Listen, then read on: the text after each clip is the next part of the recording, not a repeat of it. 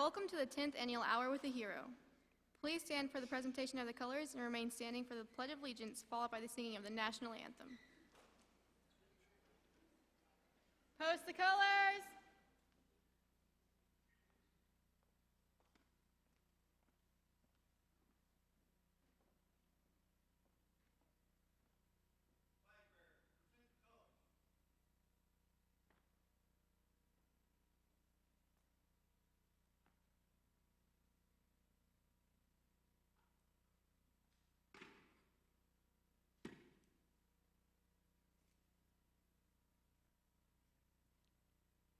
Now please join me in saying the pledge.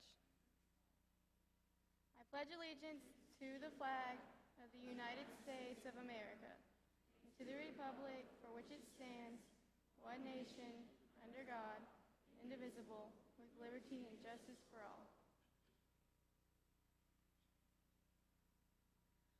Oh, say, can you see by the dawn's early light what so proudly we hailed at the twilight's last gleaming, whose broad stripes and bright stars through the perilous fight o'er the ramparts we watched were so gallantly streaming, and the rocket's red glare, the bombs bursting in air, gave proof through the night that our flag was still there.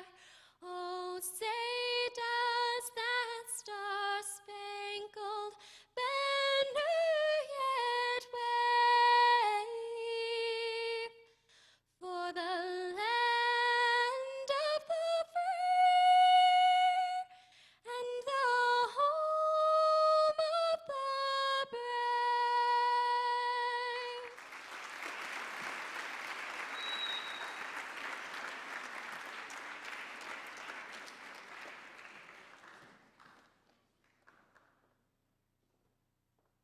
Please be seated.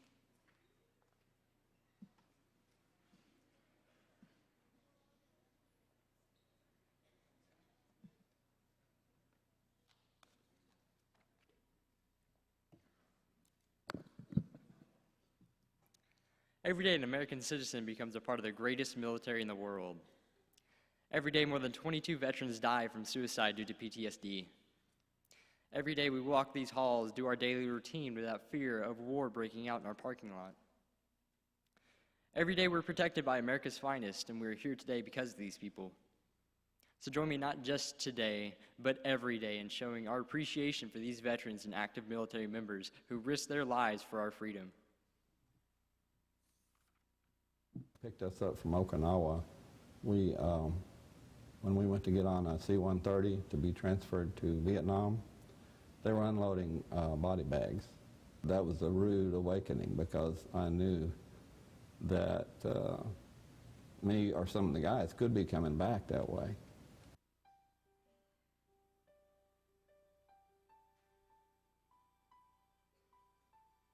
Today is a time for Americans to reconnect with their history and the values of honoring and remembering those who willingly and literally faced death for the freedom and ideals we as Americans cherish.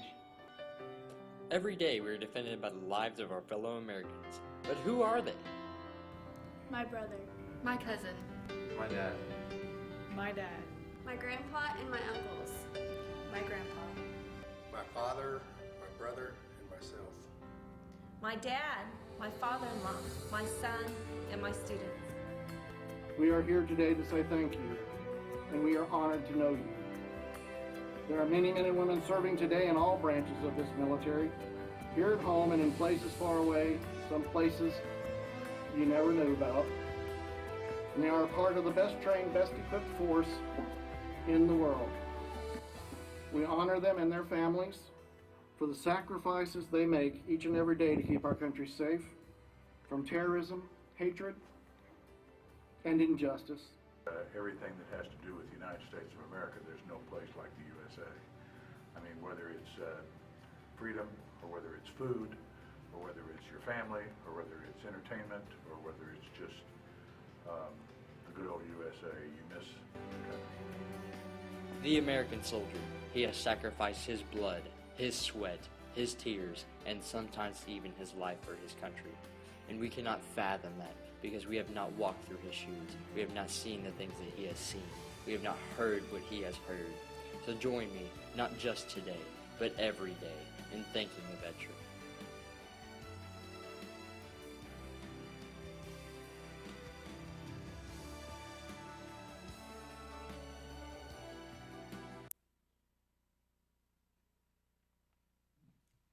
Dave Bowman is retired from the U.S. Air Force as a lieutenant colonel and command pilot. He has accumulated nearly 6,000 hours of pilot time in both military and civilian aircraft and holds the FAA rating of airline transportation pilot. In addition to his piloting career in the Air Force, he performed duty as a security police shift commander and as an aircraft accident investigator officer.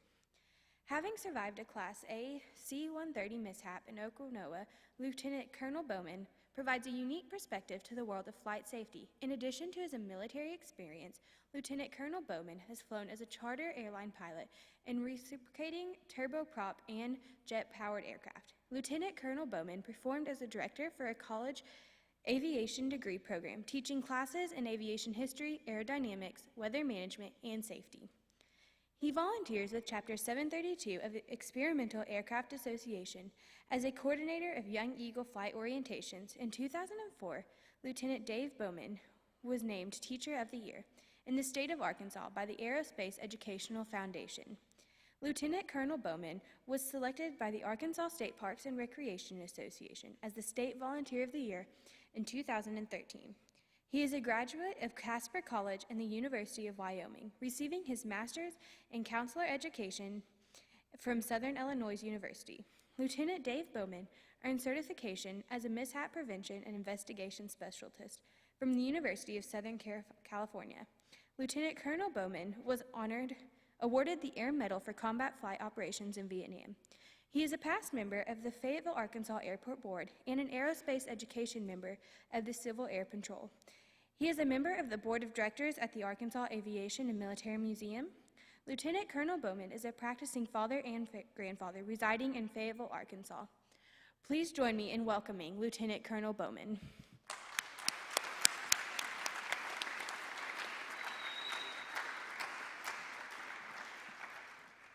Tasting. Now.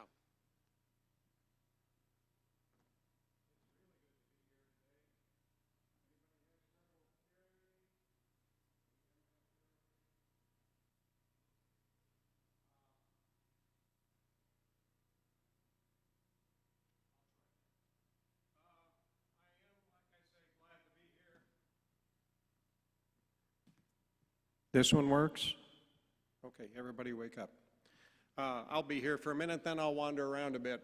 I am glad to be here, like I say, and honored to be here, because this is what we've been doing within the service for quite some time, is trying to ensure that we have the capability to do what we're doing today.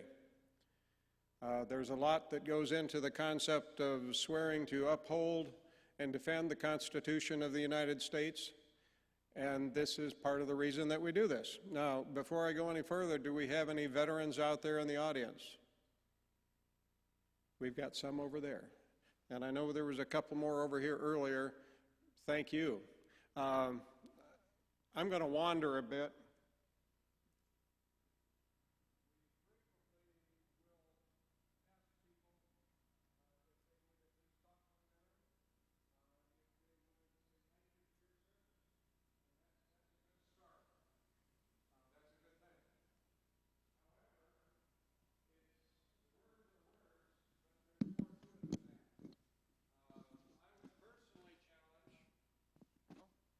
Testing.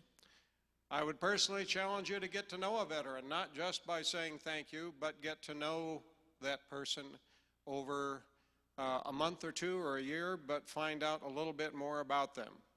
It's hard to tell. Sometimes if you see me, you're not going to see me in this uniform. You may see me out walking our dutiful and dorky and daffy dachshund.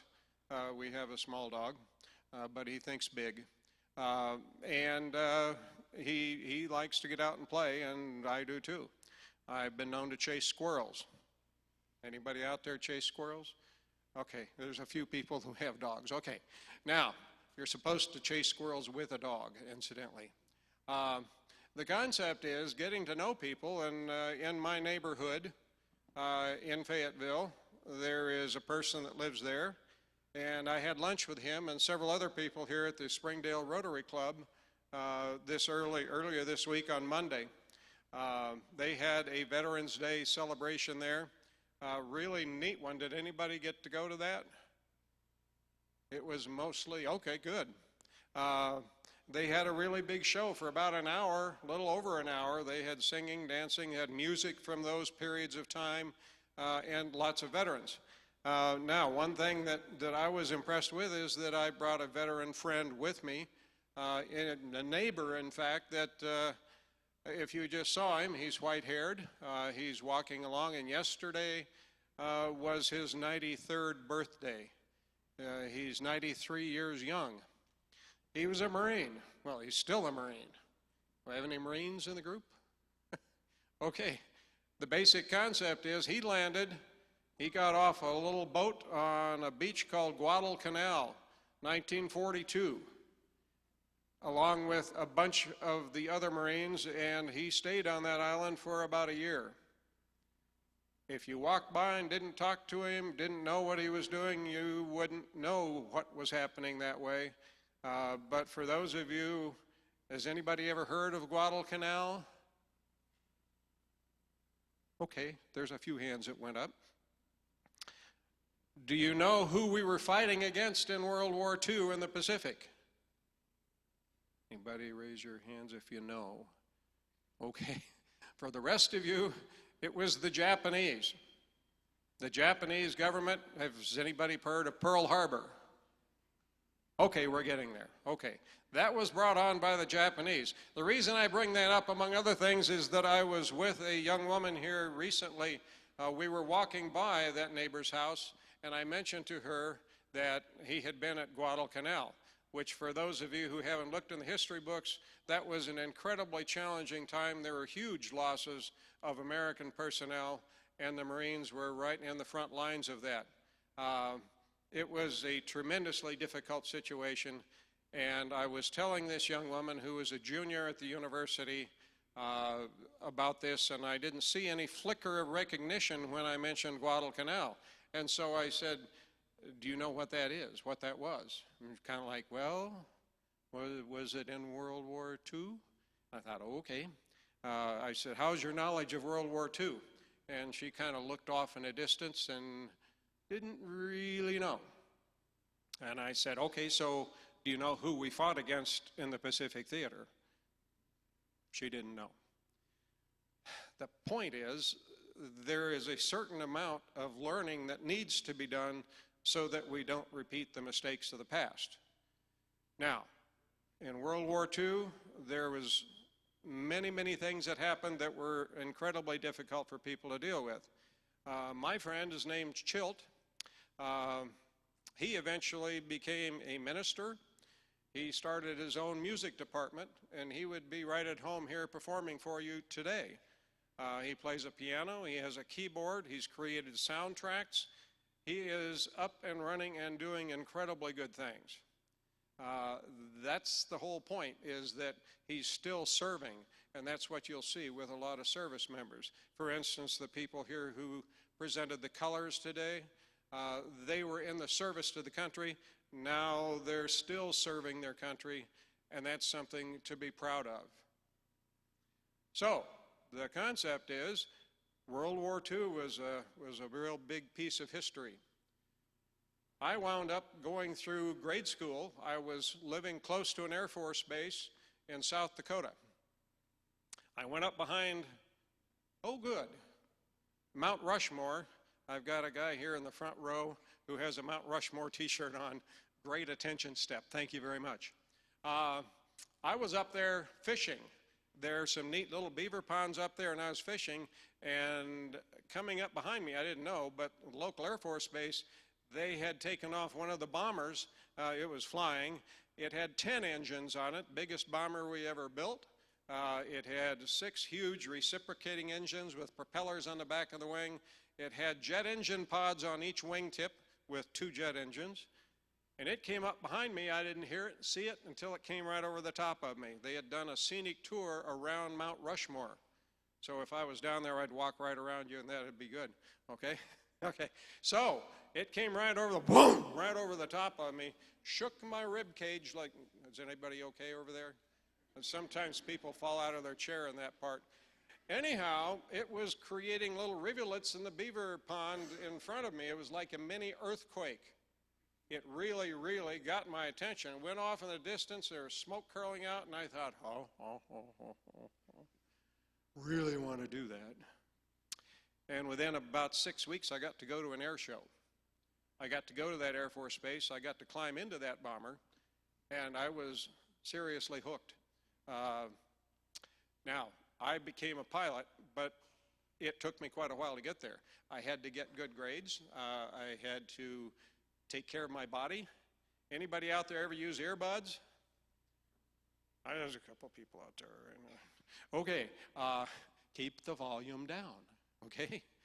Because if you destroy your hearing and you want to be a pilot, if you're at 35 or 45 or 50,000 feet and somebody calls you to say, turn left now, because there may be a collision, and you say, what? Huh? It doesn't work so well that way. You got to take care of yourself. Take care of your vision. Take care of your body. Those things are going to be helpful for you later on. Trust me, it happens, okay? So, the idea was I decided to go into the Air Force. I got a scholarship out of high school. Guess what? In theater. So this is like fun. I like this. I just like, I'm going to break into a little song, and, well, whatever. No, I'll hold off on that. But because of that, I got a scholarship to go to college. And because of that, I got scholarships into the Air Force ROTC program. And because of that, I got to go fly. Now, being in the Air Force, I got to talk about airplanes briefly. So I brought along an attention step. It's not very big, but this is the plane that I got to fly 6 months after I graduated from the University of Wyoming. I climbed into one of these airplanes. This is called a T-38. Have any of you seen a movie called Top Gun? A few of you have. The rest of you need to see that. Okay, in that movie, they had a bunch of these painted black, and they were going to be MiGs, supersonic and pretty impressive. Now, does anybody have a stopwatch somewhere down here? Anybody? He's got one. Okay, good. I'll have you help me out here. But I'm going to, you just set it to 0, and then we're going to go for 92 seconds, okay? And when I say go, go. Okay, go. We're releasing the brakes on the T-38. We've lit the afterburners, which means we've thrown jet fuel into the hot exhaust blast behind the engines and ignited it so it's a controlled explosion. Whoomp! You feel it in your back, you know you're rolling. The brakes wouldn't hold it. Now you're going down the runway, you get to the middle of the runway, and you're doing about 170 miles an hour. You pull back on the stick, which is right there between your legs, you get airborne, and then you raise the landing gear. Now you're accelerating pretty rapidly because you don't have much slowing you down. By the time you get to the end of the runway, you're only about 100 feet in the air, but you're doing about 240, 250, 260, 270, 280, 290, about that fast. And then you get to 350, pull back on the stick, and now you do about 6 Gs. Who knows what a G is? Okay. A G is 1 force of gravity. In other words, if we have somebody down here that weighs close to 100 pounds, who is about 100 pounds? How about yourself? Close enough. And your name is what? Daphne. Okay, 100 pounds, under 1 G. When we pull 6 Gs, how much do you weigh? 600. Okay, that's the force of gravity. And as you start going up, that's going to try and pull you back down. So it's kind of a little weight gain thing going on there, right? So Daphne's going to have to, get on Slim Fast or something, okay? But now we're going up, and tell me when we're at 92 seconds. Well, okay, now we're pulling over inverted because now we're at 18,000 feet. And the time it took us to do this, it went straight up. It's like riding on along with a homesick angel. It's a kick in the seat of the pants. And the other thing that I was thinking at the time was they're paying me to do this, which I found kind of cool. The concept of being in the military, each of us that have been in the military has a different set of experiences. You will find you can read the headlines, you can get on the internet and search all sorts of things. You can do a lot of that, but if you can take the time to get to know a veteran, you'll find out there's a whole lot more going on out there than you see in the books. For instance, I flew C-130s in Vietnam. I was flying there in 1972 during the period of time we called Vietnamization. We were turning control of the activities there back to the Vietnamese people.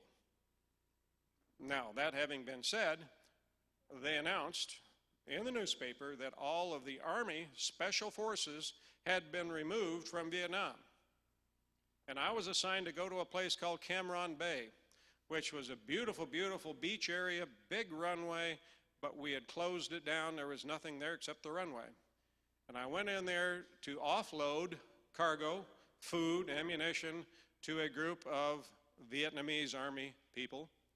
But in front of them were two guys, and they were about 6 foot tall. They had blonde hair. They were wearing green berets. And I read in the newspaper that morning, it said, quote unquote, all the Army Special Forces had been removed. And so I talked to the guy there, and I said, have you seen the newspaper? And he said, that's interesting. So I said, I guess we're not having this conversation. He said, well, I guess so. Not everything that you see in the newspaper or see on TV or see on the computer is real. It may be somebody's version of it, but it's not always real. Take the time to find out.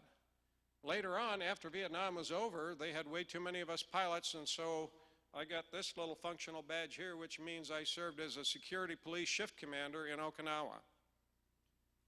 And my commander called me into the office. He put his hand on my shoulder and he says, we got to talk. And anytime your supervisor, your boss, your teacher pulls you in, puts a hand on the shoulder, says, we need to talk, that's not good. Anyhow, he said, there's lots of things going on, but now you're going to be a cop. And I said, what? And that's what I did. All of a sudden, I learned how to say up against a wall, you in a heap of trouble, and spread them. I learned that stuff. I also got a chance to work with the military working dogs. I got to go through the process of being a bad guy and have one of those dogs attack me in a padded suit. And trust me, if you've got a comfort bubble somewhere, this is outside your comfort bubble. Pretty impressive dogs. I got to do all that. Would not have done it had I not been a veteran. Also at that time, there were bad guys out there, better known as communists, that were going to assassinate the Crown Prince and Princess of Japan and the Prime Minister of Japan. Understanding World War II, we weren't on such a good footing with Japan. But all of a sudden, I found myself on an island called Ieshima. I had 2 fire teams with me, 24 guys with me. We were loaded for bear, machine guns, grenades, that sort of thing. And we were doing a patrol through this island with Japanese police that looked just like they did in World War II. Really weird. But it was comfortable, and we did a good thing, and those people did not succeed in their attempts to do that. Now, there's lots of things going on in the world. I'm here also to represent as many of my friends as I can. And my friends now include people from Korea, the Korean War, the World War II. In fact, when I got married, my previous supervisor with the highway department just happened to have been a World War I pilot in Germany. He was really, really impressed with flying. He wanted to know what it was like to go supersonic. It was neat. I enjoyed that. There's veterans out there in all sorts of places. There's other veterans that you don't hear about too much. Who has heard of, let's see, what's a code talker? Back there? Okay, he said Navajo code talker. World War II in the Pacific Theater, a lot of the Japanese soldiers had been educated in America. They could listen to our radio frequencies and know what we were going to do before we did it.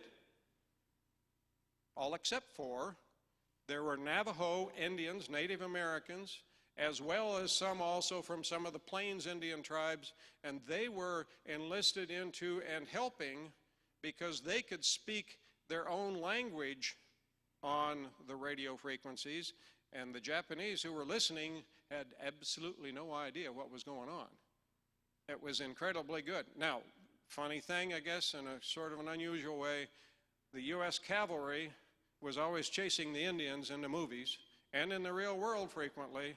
Now, the U.S. cavalry was getting themselves saved by the Indians who were helping. It's an interesting concept, okay?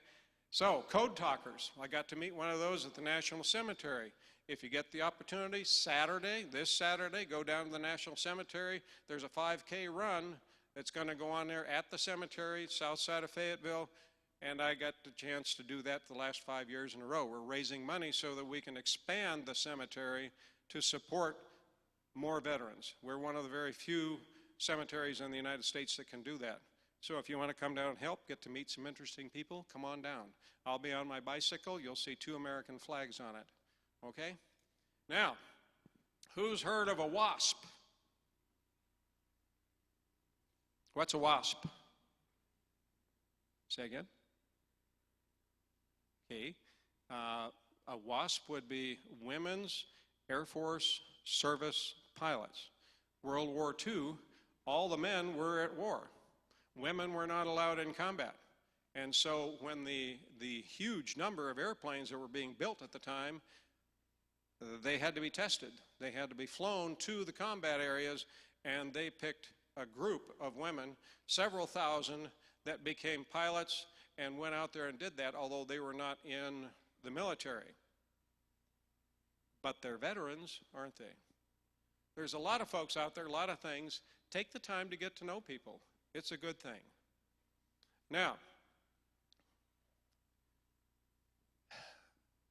each day that goes by, there's something that happens that you can participate in.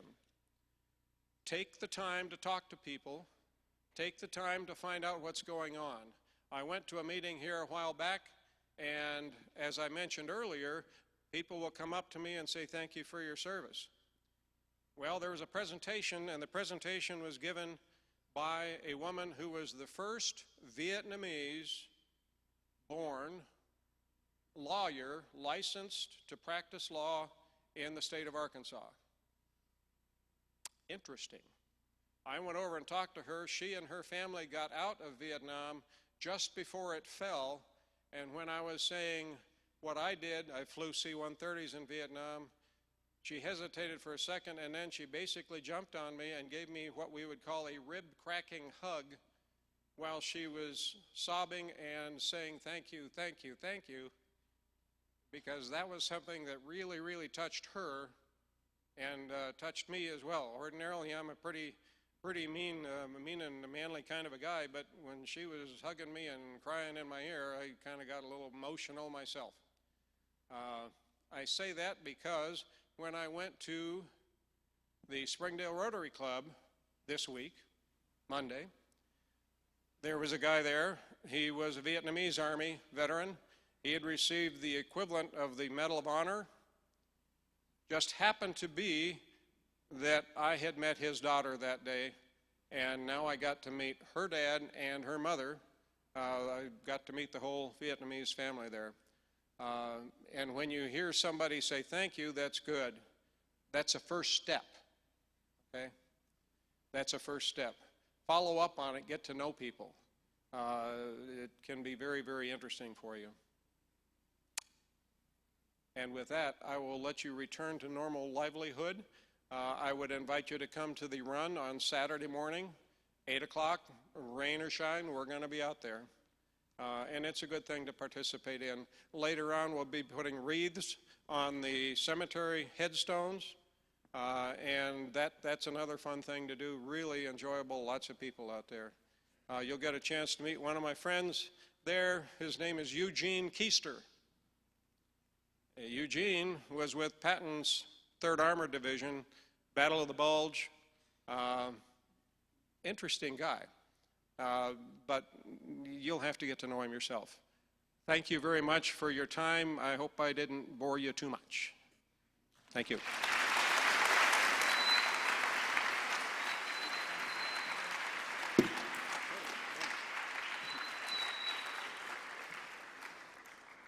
We would just like to thank Colonel Dave Bowman for coming today and sharing his story with us. Let's give him one more round of applause, guys.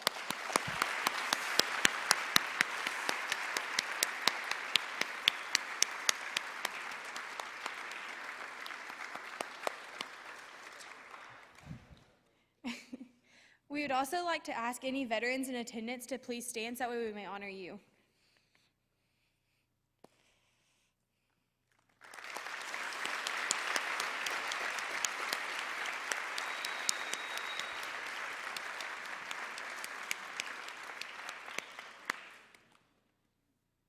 Thank you guys for coming today. Students, you are now dismissed back to class.